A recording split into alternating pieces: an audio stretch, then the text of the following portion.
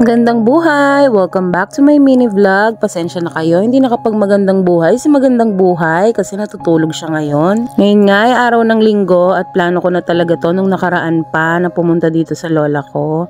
Nanay siya ng mami ko, yan si Nanay Belen. Namatay siya sa sakit ng kidney failure. Actually, ganun din ang kinamatay ng lola ko sa other side naman, which is si Nanay Dureng. Medyo mahirap lang din siyang dalawin dahil medyo malayo ang pinaglibingan ni Nanay Dureng dito sa amin. Pero yun nga, dahil magba-birthday na ako, pinlano ko na pumunta dito at para magtirik ng kandila sa kanya at medyo kausapin na rin siya ng very light about sa anak ko. Naiiyak ako sa part na to kasi nga iniisip ko kung paano ako bibigyan ng advice ng lola ko kung paano ko mapapalaki ng maayos si Kyle. Kasi bago pumikit ang lola ko, ipinangako ko sa kanya na ako na ang bahala sa anak ko. Pero hindi ko akalain na magiging mahirap pala yun. Si nanay kasi ang nagpalaki kay Kyle. Kaya naman wala akong idea kung paano yung pagpapalaki na ginawa niya kay Kyle.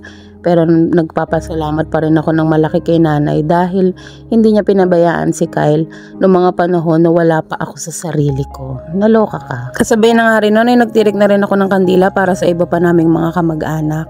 Yun lang, piliin niyo palagi maging masaya at huwag kalimutang magdasal sa Panginoon. God bless you!